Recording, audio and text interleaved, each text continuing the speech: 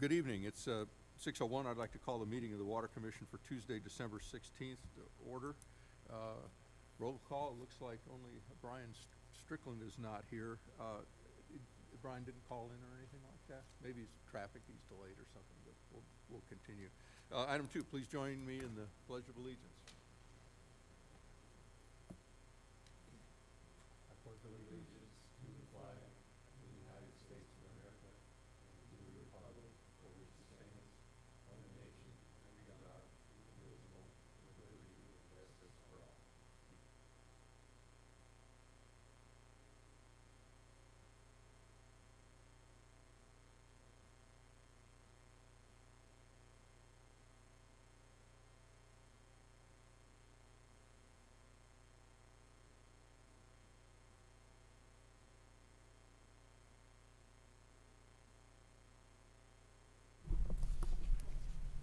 Item 4, business items, the approval of the minutes for our meeting on November 18th. Does anyone have any corrections to the minutes as provided in your packet? On my left, right? If not, may I have a motion to approve? I'll go ahead and move that we approve the minutes from November 18, 2025 Water Commission regular meeting. Thank you. Second. I'll second. All in favor, please indicate by saying aye. Aye. Opposed? Thank you. Item B, discussions, reports, updates, utility department monthly report. Stephen, the floor is yours. Good evening, Commissioners. For the month of November, the Edwards pumped 52.40 acre feet with a year-to-date total of 323.4. Edwards is still in stage 4 restrictions. We are in stage 2. All water samples for the month for the distribution system passed. November, it was a 2.5% water loss. Replaced 2 meters, had 360 work orders, no irrigation permits issued. Total portal customers, 939, up 5 from October. No main breaks or service line repairs reported. 2 new request leak adjustments came in. Waiting for 2 customers, none approved. That's all I have to report. Thank you. Michelle, any comments on the portal, any issues, things noteworthy to discuss? No, I haven't seen anything, no changes or anything like that. Everything's been going smoothly. Great, thank you. Questions, comments from the commission? For the end of the year for the Edwards, how are we looking as far as our allotments? Right now, we're trending toward possibly having a reserve of 20 acre feet, but the closer we get, we'll tweak it more to get below that, but not too close to 0, but we want to have a little bit of leeway for a buffer.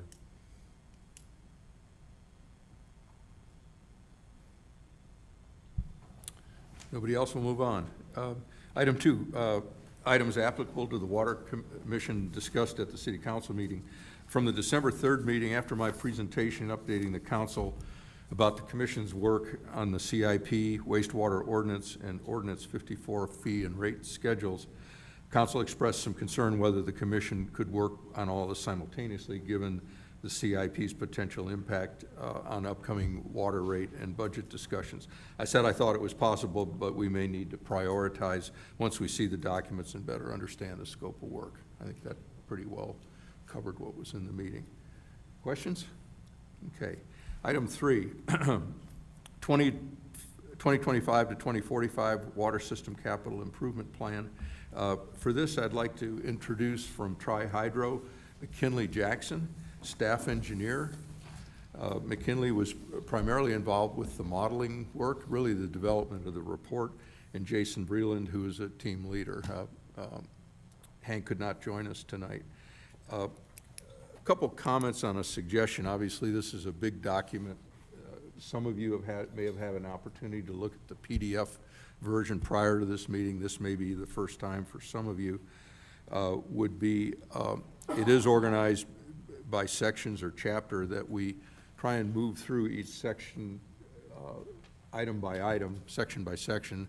Let Tri-Hydro, Ryan, speak up on these items. We have discussion, questions from the commission, and then move on to the next section. That way somebody isn't commenting on section 6 and everybody else is looking at 1. I think we'll get through it a little bit more, more easily. So in talking with the city, our goal, if possible, would be in our next meeting, our January meeting, to recommend acceptance or approval of this document to City Council.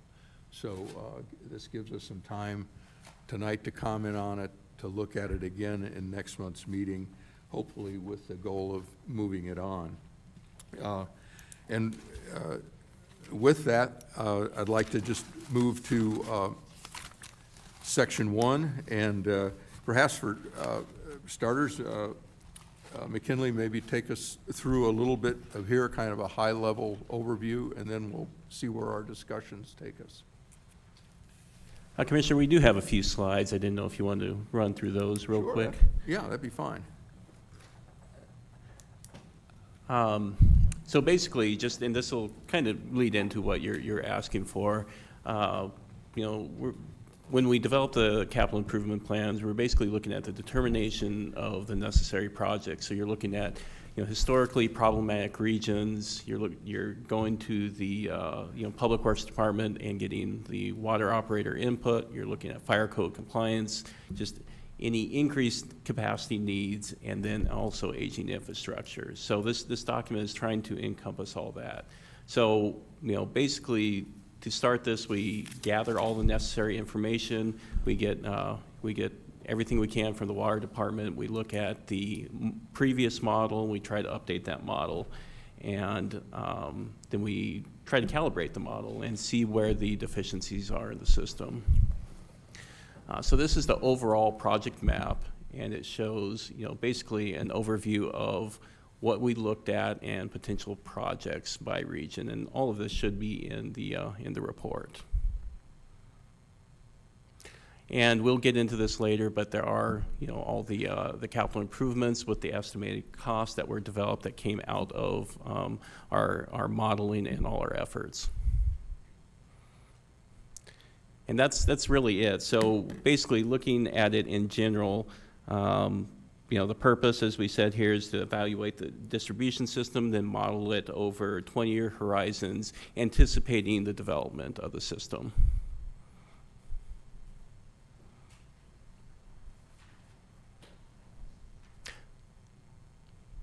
I guess if there are any questions, just kind of on the development of it, I'm happy to answer those.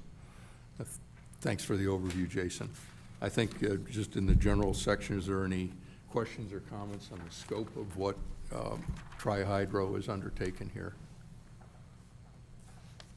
Okay. Oh, there you go. How built out, we've gone over this before, how built out is Garden Ridge? I don't think there are very many vacant lots, so, I mean, how confident in your plan? I mean, you have growth or? And that's, I guess that brings up an important point, and this is, you know, somewhat of a fluid document. You know, really at the very minimum, this should be looked at about every 5 years, but it should be touched upon every year or two. That being said, the farther out you get on the horizon, the little bit harder it is to predict. So you look at that time frame, and those 0 to 5 projects are projects that are going to be fairly immediate needs that we are confident that you'll need to undertake. And, you know, the same way with 5 to 10, that those are on the horizon that you will need to undertake soon, but they can be put off a little bit. Then once you get past that, it's more of, these are things that we think might happen. As far as the development, it's our best guess, and it's looking, you know, talking with the city on their growth, their expected growth patterns and everything else. So it's taking a big look at all that. Okay, and then we have, you have to help me with this, the areas outside the city that we service. What's the growth potential for that that population? And do we have any control over it? You can basically look at the ETJ, but again, Garden Ridge is largely, built out, and a lot of it is infill. So it's just, looking at that potential.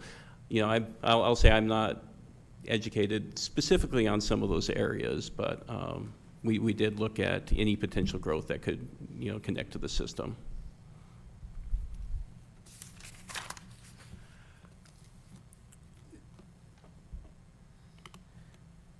Section 2 deals with growth trends and design requirements and. Chair, Mr. Chairman? Yeah, No, yeah, sorry. We're still on one. I would Okay. like to ask, first of all, because I'm not sure if I remember correctly, but I think the last actual official approved water plan was the 2016 one. Is that correct? I know there was work in 2020, but I don't think it ever got approved, but I don't remember. Yes, sir. There was the last big undertaking was I believe 2016. That could have been right. But there was an update in 2020, but it was more of it was not a full effort as like we're doing now. Okay, could you speak then to the nature of the changes that were made in the model compared to 2016? Because back then, as I recall, there was a lot of consternation that it may or may not have been, I don't want to say inaccurate, but it was immature. It was an immature model, let's put it that way. From my point of view, there's quite a bit that has gone into the model, and actually, and in this case, I think more than you see in quite a few models, because in this particular one, you have individual meters modeled and everything else, which isn't real common. But it is a fairly in-depth model, and a lot of the changes were not only going from kind of a static model to more of a dynamic model and modeling different scenarios and looking at different the tanks actually filling and pumping and how it all works together. So a lot of it was calibrating and getting all of that working together. Okay, and then just so we understand, if we make any recommendations, can you speak a little bit more to the actual calibration? Like, what did you calibrate it against? Sure, it usually, and I will talk in generality, and then I'll let McKinley talk a little bit about it more, because she is the one that actually did the calibration. But generally what we do is we take information that's provided by the city, and often it's hydrant flow data. So you're taking hydrant flow data in different parts of the system, and you're comparing it to the output from that model, so that we can say, look, it's coming in what we expected, or it's not coming in what we expected, so maybe there's a valve that's closed somewhere that we didn't know about. Why is it not coming in as expected? So that's kind of how we do the calibration. I guess, is there anything you wanted to add to that, McKinley? I think you covered it pretty well. Okay.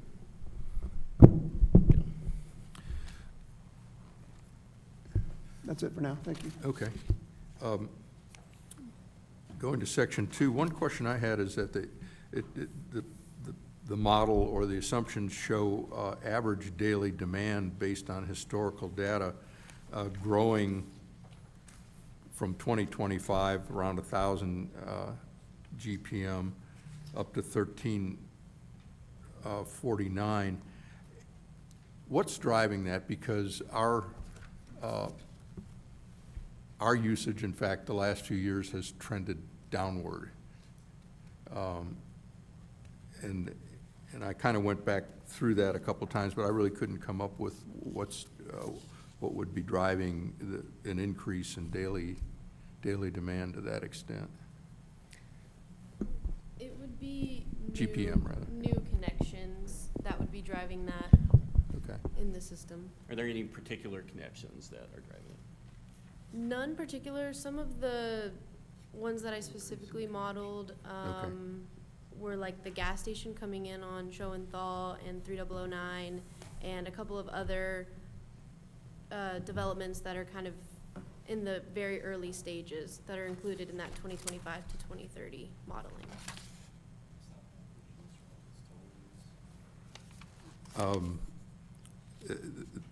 I'm sorry, what's the question, Mr. Dorsey? You're looking at the total daily use, not an average daily use, right?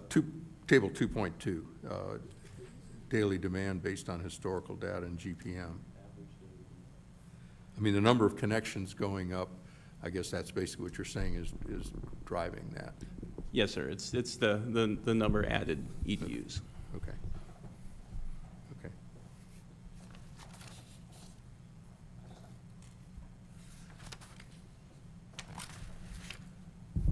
had a clarifying question for scope. So I'm looking at the map with all the, 5-year buckets of projects. And so is the wastewater connection part of the capital improvement at all? I see the line going around Nacogdoches Loop where we expect to connect for the wastewater, but I don't see the actual connection in any of the charts. So the wastewater connection was not part of this report. This is strictly looking at the Just water. pipes Yep. and It's- tanks and stuff. Yep, it's purely water usage. Okay. Yep. Is that something we want to consider for the overall budget, is connecting to the wastewater system within our city, and then also looking at the budget for connecting to Schertz and where that sits in our timeline?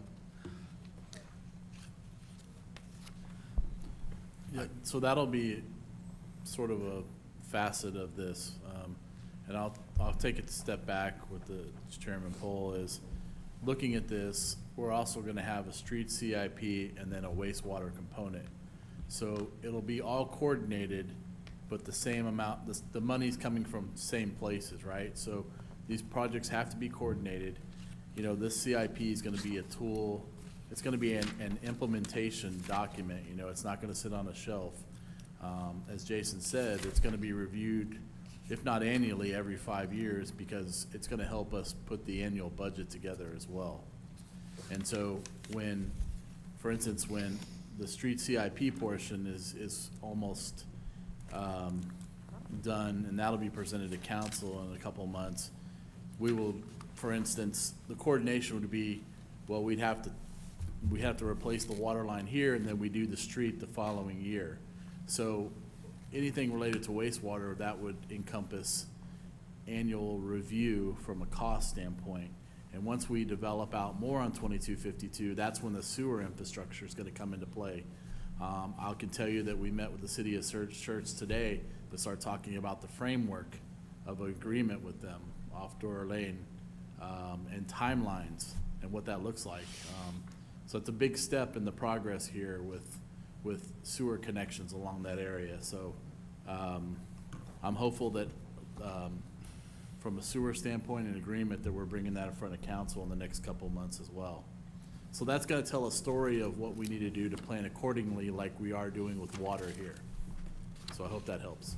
Okay, yeah, I just want to so I assume once we actually, and I see this on here, right? Yeah. So once we approve that, then we'll have a separate line item or section in the budget that would just be specific to wastewater in addition to what we're looking at in this 20-year plan. And ultimately, we're looking at this document as a roadmap to help with current and future projects. It's going to change, but the positive thing is we have a water fund with reserves that we can help eventually borrow against to do these projects, And, this is part of what I've heard since I've been here as city manager from you as Water Commission members, that this is the type of plan that y'all needed each year to review, to prioritize, and see those actual costs. Because eventually we're gonna get into how that rate is structured with a variable, probably of debt, and a component of debt tied to that rate, and then helps us on an annual basis program not only the general fund, but the water budget as well. So it's sort of the big picture, and this is one component of that big picture. And as I've told the chairman, I think this is sort of what you all have been asking for from that standpoint. So, sorry. Cool, Thanks, Ryan. And we'll talk a little bit more about the wastewater ordinance, because that was just provided to us tonight. In section 2, then, gross trends and design requirements. Again, we're kind of going over this at a high level at this point. Are there any things that come out to you that you'd like to address with Tri-Hydro? Was there anything, McKinley and Jason, in these numbers that, despite how they rolled out looking at Garden Ridge, agreed or looked significantly different than other patterns of systems that you've worked on? I mean, when you got done, besides getting the answer, did it look like it made sense to you too? It makes sense, and I think it's a good start, especially with the planning. I think, having this tool here will help kind of in the future in planning budgets and everything else. So there was nothing, out of the ordinary, I would say, with this particular one.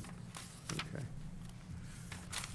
Item 3 really documents existing facilities. It's a pretty good inventory, overview of the age of these systems, and of course, this then drives some of the renovation, refurbishment, replacement stuff further on in the report. Anything noteworthy that comes out to you, or to you, Stephen, really, as far as the facilities and how they're described here? Does this appear to be a pretty reasonable assessment of it? Yes, after I reviewed it, it looks like it's pretty accurate. Okay.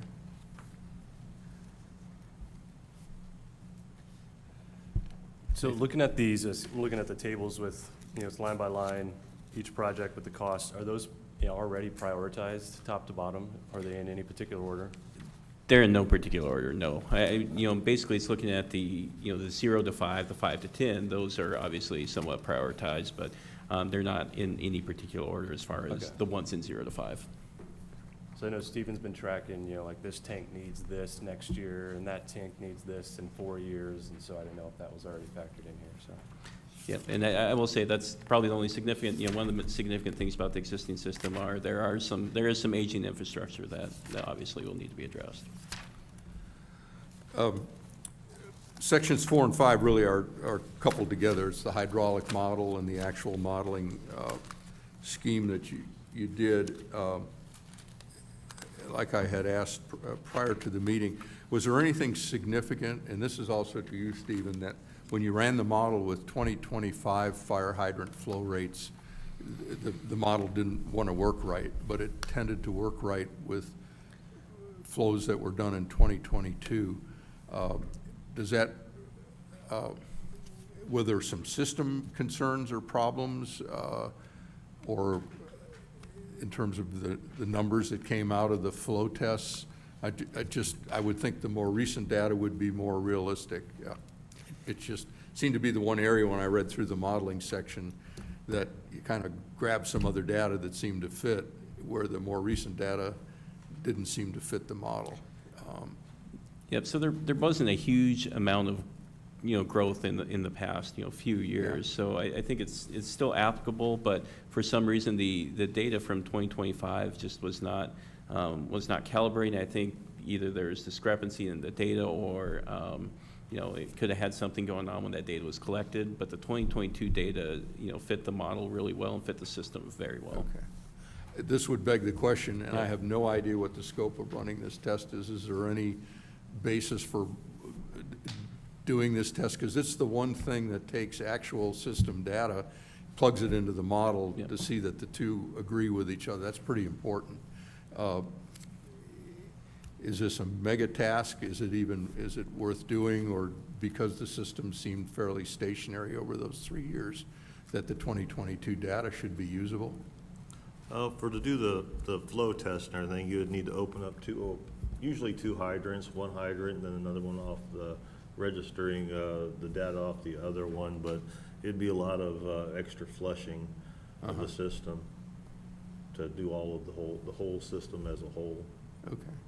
street by street. I mean, How many hydrants are measured during this test? And maybe it's in here and I missed it. you have about 300 hydrants, around about 300 hydrants. Is the data from all 300 used in inputting this thing? I'm not sure. I think it was less than that. Okay. So McKinley had just relayed that there was 5 tests done in 2025 and 3 in 2022. Okay. Is there any basis to believe that doing that selectively on these same hydrants or on other ones would help validate the model, or do you think it's close enough? It should, and again, this is, theoretically, you shouldn't need to do any of those, right? So theoretically, but we do those to make sure that the model is calibrated and that it's actually reflecting what's happening in the system. Okay. So when those 5 that were done in 2025, it could have been a time when the tanks were empty or full or just weren't, the system may have been operating differently at that time when those tests were done. So, Okay. got to take it a little bit with a grain of salt, but. Okay. Any other questions from you all on 4 and 5 dealing with the modeling? Yeah, how much I am unclear as to what sorts of input we're being asked to make. So I've got lots of questions, but I don't want to get into them if it doesn't matter. If this is going to end up being an up or down kind of decision, then, I mean, if we're not looking at revisions, so I think that you ask, like, what is the scope of, you know, if we say, hey, here's something that needs to be improved in the report, what's the scope of what we're being asked to do? I would think two things. One is, to the best of our ability, assess that this is an accurate report. Is it complete? And then the second is, at some point, we're tasked with recommending approval of this. I mean, we could say disapproval, but obviously our goal is to get it hammered into shape if needed to be approved and onto city council. That then drives financial models and decisions on projects. So I think, you know, correct me if I'm wrong, but I think our responsibility here is to quote unquote do the heavy lifting and say to city council, this looks like a good report. It fairly represents the system, its condition, and its likely outlook for the next 20 years and maintenance and improvement needs. I mean, I don't know that there's any one of us, Brian might be the one exception that's probably qualified to say, you know, the 40-year-old pipes need to be replaced. I think we're banking a lot of that on why Tri-Hydro is here. I'm not arguing back. I'm trying to state what I think our goal is, because I've thought about that. You know, I mean, we're not a bank of civil engineers here that can interrogate our colleagues over here. We have to, you know, ask the right questions and feel comfortable that it's a good report. With that said, getting it 3 days prior, the idea that this is our chance to give input and then next time we're going to come back and vote on it, I can tell you right now I'm not going to be prepared to do that. And I'm not criticizing the work done because I'm sure it was done exactly in the way it was asked to be done. But what I would be looking for in a report is I would like the report to justify the conclusions. What I see is a bunch of list of things and no explanation as to why these are the projects that are needed. Now, I will tell you from having done it in 2020, most of those are the same projects that were there then.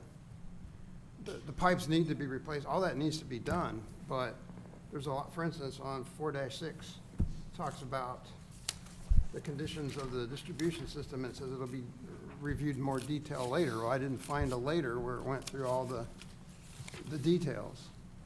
When we talk about the model calibration and stuff you just talked about, it says we did 6 locations around the city. Well, those locations include the lowest point and the highest point. I mean, what's the plus or minus on the model? Yeah. There's nothing in here that lets me say it's a good report or bad. Well, it's a good report, reads good, looks lovely, but I don't see the conclusions. And I'm saying this without having had a chance to read the whole thing thoroughly. So that's why I was asking my question.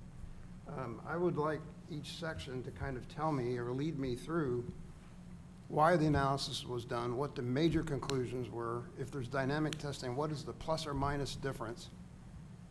And then it justifies, okay, we have the biggest problem is in our distribution system, or the biggest problem is in the pumping area. I should be able to look at that list of projects and read the report and go, oh, that's why this one needs to be important. And right now, I can't do that in the short skim I've had a chance to do. So, I mean, we can go through and ask detailed questions as we go, or maybe that's there, and we just need to tweak the wording. I guess that's my question. Is that kind of information readily available that can be added into the report to make it, you know, a little more structured, or is it something that we would need to do a whole lot more modeling to be able to answer?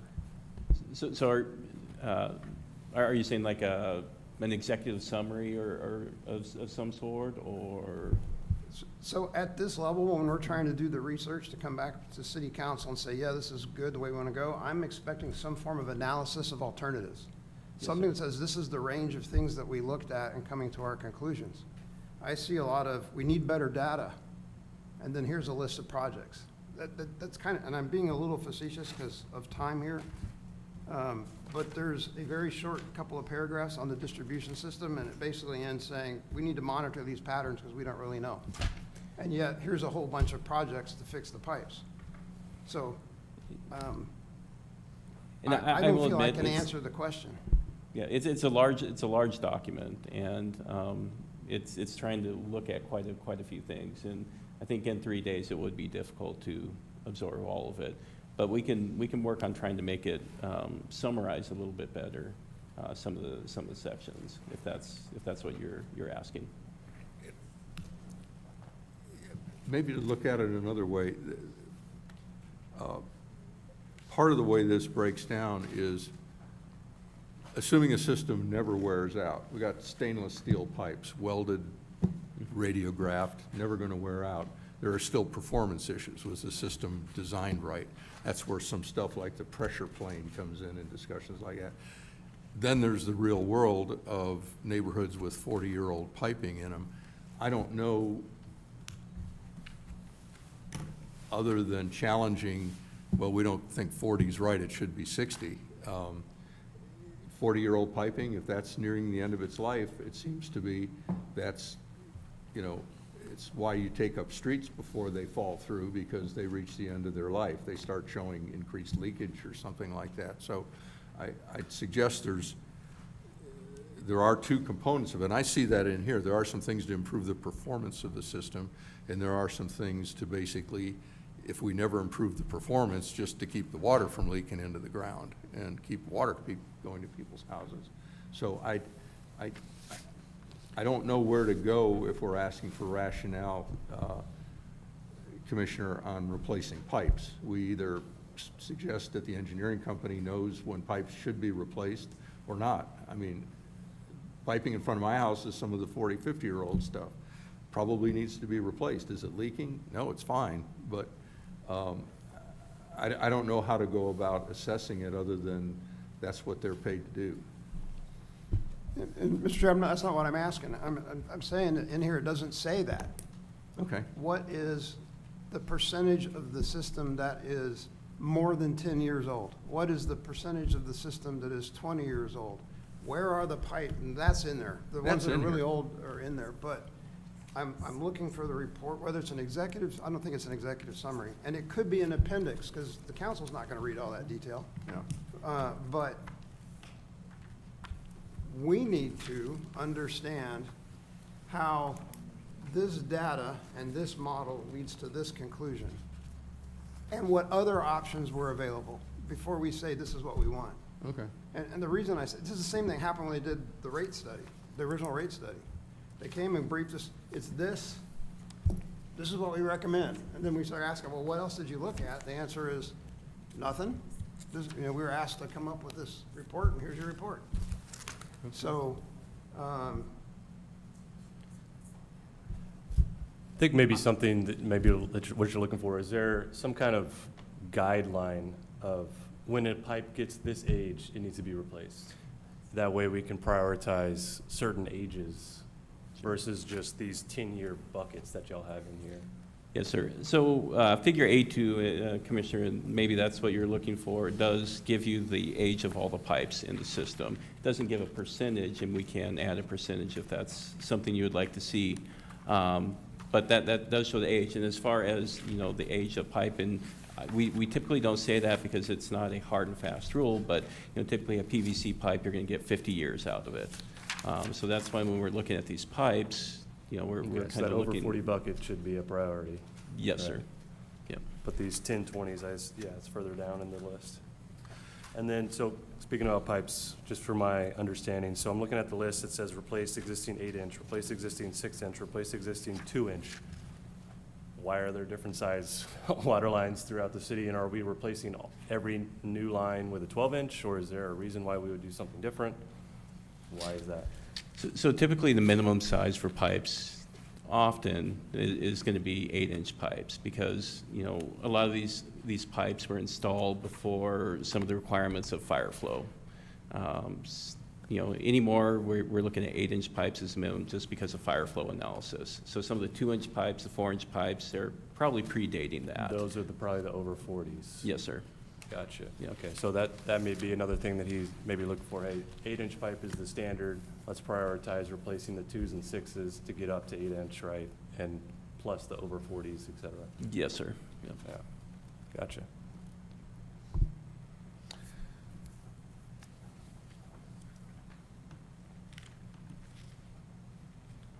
other questions or One more comments? yeah, so go ahead, then, Nathan. so the Nacogdoches Loop is going to be 12-inch. So is that because that's expected to be commercial use? That's why it's 12-inch versus 8-inch? Especially with commercial, you'll often have higher fire flow demands, so you'll need that larger Okay. capacity pipe. So generally residential areas would be 8-inch pipe, commercial expected to use 12-inch. Yeah, depending on what you're using for fire code, you're gonna look at, say, 1,500 gallons per minute for residential, but commercial, it can be anywhere 3,500 and up. Gotcha. Going back to the question Commissioner Harshberger brought up about alternatives, what are you looking at there? I guess maybe to try and focus tri-hydro on that. I mean, I don't, like I said, there's a couple aspects of this. There's replacing old stuff. I don't know what the alternative is, other than we don't replace them. I mean, the choice of piping is an engineering decision.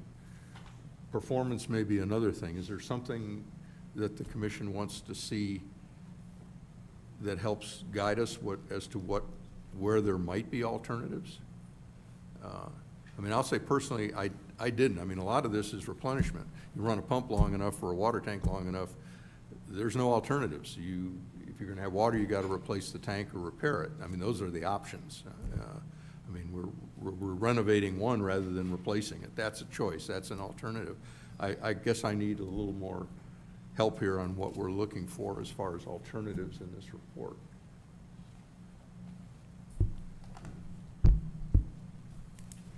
It may not come down to specific alternatives. I'll leave that to them. What I'm trying to say, poorly apparently, is I would like the report to lead me to the conclusion that this list is the right list. Okay. Right now, I don't see that, but I'm doing it after a very quick Yeah. read. And I don't think it's much. It might just be referring to the appendix data, right? And just something that lets you say, these pipes are prioritized for replacement above this million, Okay. million gallon elevated storage because. Okay. And to some extent, that's not their job, that's our job, right? I mean, they're gonna tell us, here's what the model results is, here's what we recommend needs to be fixed, and here's the whole list of projects that need to be done. And then the priorities is a decision the city has to make. So, but the report should kind of lead us that way, so you can read it and say, okay, this makes sense, or maybe it doesn't. So that when they start choosing the priorities, there's something behind it. Like on the pipe diameters, you can replace the pipe because it's old, or you can replace the pipe because the model shows that it doesn't have the flow requirements that are necessary. But right now, I can't tell, is this one because it's just old, or is this one because it doesn't meet the flow requirements with the growth? So, and it's unfair, and I apologize, because I sat over at that table with your predecessors in 2016 when we did this, and these are the same comments. So, I apologize. This is a beautiful product. If I had had another couple of days, I probably would have no questions. But I guess that's what I'm just looking for. I don't know how we look at this and say yes or no, other than it's a pretty report. A comment. I think, again, what is our responsibility here? I don't know that this report necessarily, we come out and say, these are the priorities for 5 years, for 10 years. I mean, I think that's a process that evolves, I would say evolves over time, but it evolves choices that don't include tri-hydro. They've done their job. I think a little bit to comment to everybody, what we're reacting to is there's been old projects that have been in, projects should have been done years ago, and they haven't been done. And part of it is how do we ensure the projects need to get done actually get done? I'm not trying to put words in your mouth, Kevin, but you've been here a long time and you've reacted to that, and that's entirely correct.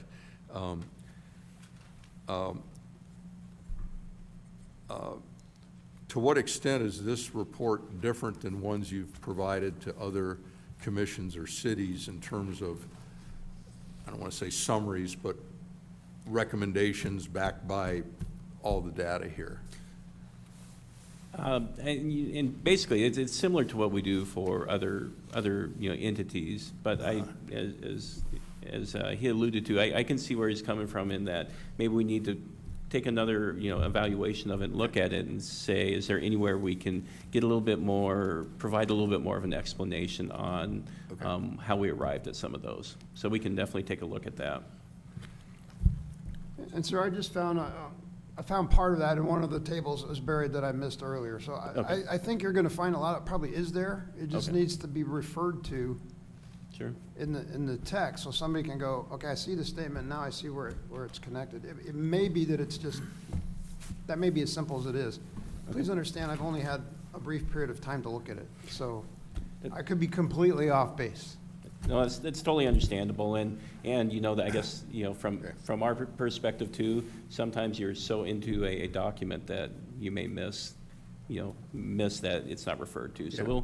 we'll go back and take a look at that, definitely.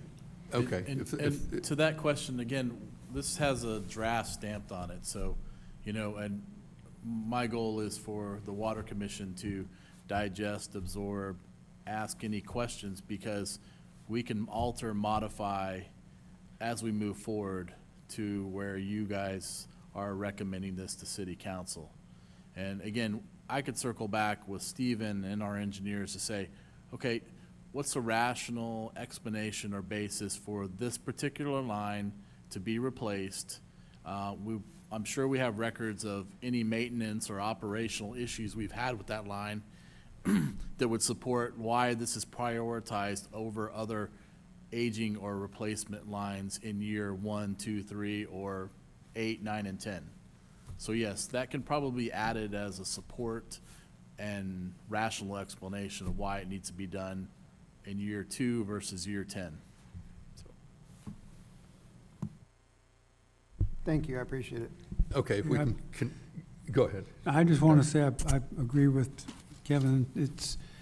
We really need a little rationale and something that says, why is this, you're saying that, so I'll get back up here, that we're going to make a recommendation to the council to accept this, and we need to walk them through, we need to be walked through as to why, and if there are things that Stephen needs to add on maintenance, but the rationale. And again, it could be in an appendix, but it needs to be here someplace. Okay, let's try and move on now to, I'm sorry, were you going to say something, Jason? No, I'm Okay. good, thank you. Move on to this is the list that ends up being the recommended capital improvement list. It's broken into two sections, impact and fee eligible and non-impact fee eligible.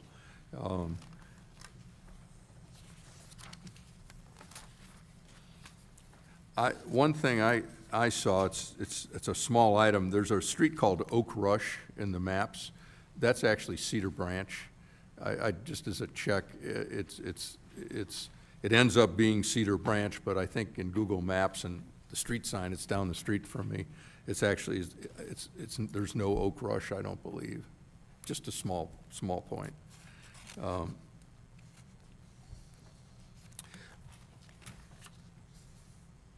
Is there any reason, I know one of the disclaimers here or qualifiers that you didn't build any inflationary numbers into the further out costs. Is that just because it's just too hard to predict? So everything is based on today's dollars, or are some of the projects in the near term tracked for inflation?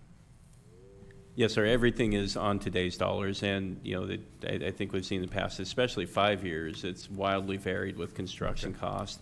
So these are all today's dollars, and as, the city manager, referenced, this is something that hopefully is looked at every couple years and at a minimum every 5 years, and at that time, updating those costs will definitely be part of that. Okay. It's important, as the chairman mentioned, the word deferred, and, I know there was something similar put together as Commissioner Harshbarger has mentioned, but I can't speak to may or may not have been implemented, and this is why this document is a tool to implement these projects over time, so we don't defer, we don't have to 5 or 10 years from now, pay a lot more money to get the same project done now versus then. So that's why that's important to have these costs in here and evaluate, like I said, on an annual basis, because essentially this is gonna help us program the annual budget. And so we need up-to-date cost numbers each year to do those and ensure these projects are done. And there is a contingency built into all of those, just because these are very I high-level saw costs. there's, Yes, sir. 20%, I think, in there in some Yes, cases. yes, sir. Another question, the AMI smart meters, there's about 600,000 for replacing existing meters. Is there a pretty well-known history that these things are gonna probably, they've been in the ground about 5 years now, that they're good for the next 25 years? I don't know if there's, is that a reasonable estimate? Where does that come from? I believe it's about a 20-year battery in each meter. Okay, yeah, that's just batteries, I think, isn't it, 600,000? So probably about, like I said, maybe about 11, 12 years into their life, start looking at changing out the ones that were first put in. And what about the cost of, I don't know what regardless of the battery life, is there a life limit to the meters themselves? A known life at this point? I don't know at this time on that one. Okay. I'm not aware of a life. I think, mainly the battery meters, but, technology also kind of drives some of this as well. The AMI is somewhat, relatively, comparatively new, so Yeah, as that's my these point, yeah. evolve, Okay. And I think, another judge of that is also your water loss, and as your water loss increases, then you also need to look at your meters and all that as well. Okay. Questions, comments on the capital improvement area? If you get through the report and get to this point, the numbers kind of fall out. But I know you all haven't maybe had a chance to look at this in great detail.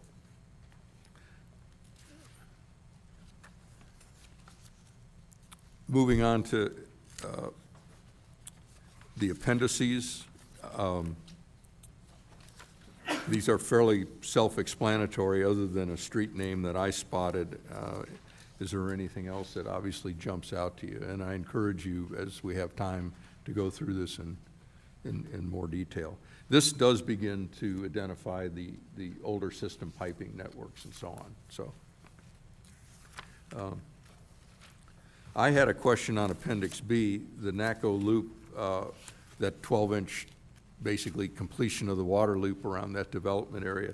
Is there any indications, and I guess this is a question for Ryan as well, that this is going to be needed sooner rather than later to spur development? Or, I know we're getting questions, we're having discussions. To what extent has water entered into any of this? Well, I think anything relative to utilities along that area is going to be, first and foremost, it's gonna be something we're gonna wanna do quick, especially as development comes. But yes, it's definitely something that's prioritized on there to support potential projects along, or commercial projects along that corridor. Okay. But that also is talking about some of our fees and permits, and utilities can also be used as incentives to attract developers for that as well. So there's sort of the bigger picture in that as well. That's kind of where I'm going, is that a complete infrastructure is a very nice thing to present, rather than, 5 years from now, we think we're going to put in a 12-inch main. That's not as encouraging. But, okay. Stephen, for the areas outside our jurisdiction where we provide water, we have no responsibility for any of their infrastructure, correct? Just whatever our CCN reaches to, we have responsibility to, but other than that, no. Just to the connection, Yes. the main connection to the To supply water, entire. but if we don't have a main close to them, they'll have to pay for the project to have the water main brought to them. If it's outside of if it's not included in any of this, then they would have to pay for the extensions. Right, but our responsibility is where the main ends, Yes. and then the subdivision or whatever branches out. Yes. Okay, thanks. Okay.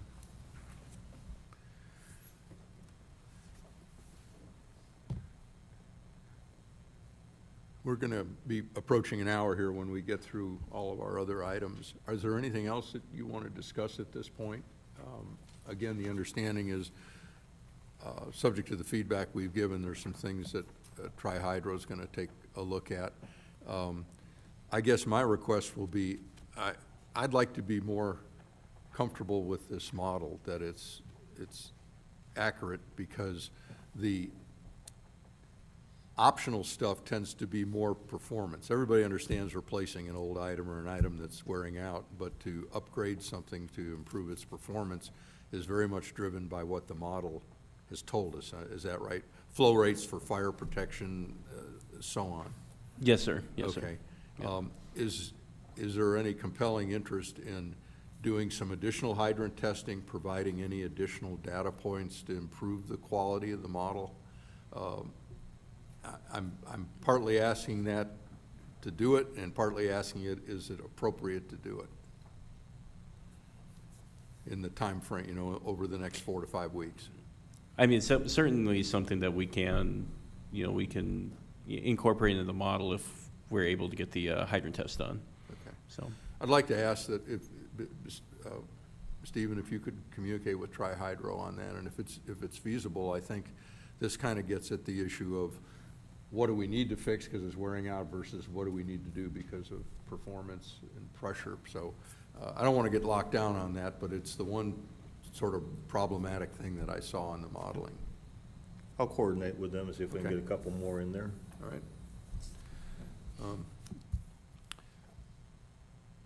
If there isn't any other discussion, I'd like to close out our discussion on this for right now. My request to the commission is to take this 80 pages and get a fresh cup of coffee and every day read it in more detail. And we'll hopefully match our increased knowledge and understanding of the flow of the document with some additional input. And, if we're comfortable, maybe we can get it done next month. We'll just see what goes. Okay? That was my kind of closing question. What's the timeline we're looking at here? Like, if we want this X month, we want to say, yes, we agree, so the next council, they can vote on it.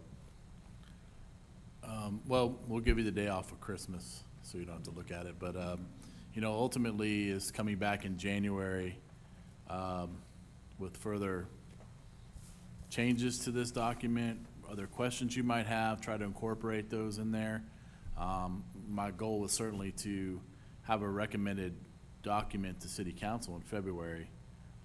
But like I said, I want to make sure that the Water Commission is fully on board with this document when it's sent to City Council, because it's a document you're going to use from utilization of the water fund for projects, and then how City Council uses it in conjunction with other infrastructure projects to fund long-term capital projects. If that makes sense. Considering some of our past discussions on ordinances, we might want to consider a special meeting or additional meeting in January. Just throwing that out.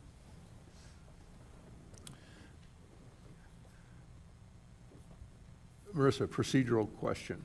Commission could do a workshop-type meeting outside of our normal.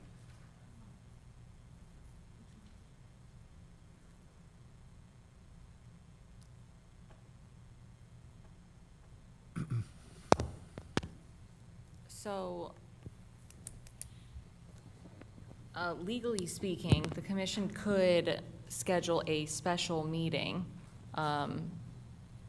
but I don't think that will be feasible to try to do, just because there are That with the city calendar, between all the things that we're juggling and all the evening things that we have already planned, I don't know that that will be very easy to find a date. And also keep in mind that special meetings require more people for a quorum. I mean, y'all are only missing one person tonight, so it doesn't seem like that would be an issue. But trying to find a date and communicating with 7 different people who have 7 different schedules and city staff who all have different schedules, we've found that that's not usually the best route, that by the time we've figured out a meeting date, the regular meeting is in like 3 days. Okay. So it's legally, we could schedule a special meeting. It's just, we're around the holidays right now. I don't think y'all are looking to schedule a special meeting the week of Christmas or the week of New Year's. So Okay. then we're already into January at that point. Okay, thanks. But this doesn't preclude if Tri-Hydro could have an updated document in a couple of weeks that it can't be sent out to the commission for their earlier review. I mean, I know we Absolutely. can't communicate, but. I would push for Okay. us sending it out as early as possible. Okay. I sent it out the same day I got it. So as soon as we get something from them, I would recommend that we do send it to the commission. I think that is the Okay. best way to make January's meeting go as smooth as possible. Okay, all right, Ryan, I'll leave that between you and Tri-Hydro to work out that schedule with the understanding that when the commission gets it, we'll move on. I do understand because of the need to try and roll this into financial models, other things you're doing, that we want to try and, we want to aim for the February date. If we're not ready, we're not ready, but I don't, you know me, I just as soon keep pushing and get it done. It's in front of us, and we've had a good discussion tonight. Okay. As I mentioned, I wanted to make sure the Water Commission is sort of 100% moving forward as a recommendation to council. So if it's an extra meeting and we still need a little work, we can do that. That's just been my target, is sort of February. We start talking about the budget process come late April, early May, so, I want to have those things in place. And Okay. by that time, I'll have the street section done, because again, if we prioritize the replacement of a line on X street, I want to make sure that we're plugging in dollars for the Y street the following year, so it's done in one Right. coordinated effort in a 2-part budget process. Okay. Okay, thank you for your work. We had a lot of good engineering chats before the meeting. Good, solid engineering work here. Thank you very much. Thank you. Okay, the next hour of our meeting here, we're gonna move on quickly. This is item 4, wastewater ordinance. Really no discussion here. I laid in front of all of you a draft that I just received this afternoon, a draft of the wastewater ordinance, and unless anybody's had a chance to read it here and has questions or comments, we'll consider that our action item, that we've passed these out. Please review them, and we'll discuss this in more detail with Hank or whomever is be here with us at Tri-Hydro and with you, Ryan, in the next meeting. Yeah, and again, I think because Hank's not here, he's worked on this, especially with our city attorney. It's sort of a hybrid of a couple cities, I understand, especially tailored towards how Schertz has developed their wastewater ordinance, especially since we want to eventually connect with them through an agreement. So if you want to take the time to review this, we can get more into the ordinance next month as well. Okay. So. Thanks, Ryan. Next item, future agenda items, just to save us some discussion. It'll obviously be this CIP, the wastewater ordinance, and then from our last meeting, we talked about being able to take a look at a first cut at rates and fees for ordinance 54. Is that a possible agenda item for us, Ryan, or should we table that because of all the other stuff that we got in front of us? I would actually, since there's not necessarily a rush on that, we're reviewing other fees, but maybe February. Okay. Just to make sure that the CIP is the priority, moving forward. Okay, we'll leave that off the agenda. What's that? There will be no meeting in February because of voting? Oh, Okay. okay. So, yeah, I mean, from a perspective to have that particular item updated with, again, that's looking at other cities' water systems, applicable fees. Yeah. That may take a little time as well. I'll suggest this, and the city council had expressed some concern, as I mentioned earlier, about this. Let's focus for next month's meeting on the CIP and wastewater ordinance, and I think that'll keep us plenty occupied. Any other agenda items from the commission? Okay, thank you. Is there a second citizen comment period? Anybody signed up to speak? Okay. Anybody that we should call on? Okay. Item 6, adjournment. This concludes the item on the agenda. The meeting's adjourned at 7:01. 1 hour. Thank you.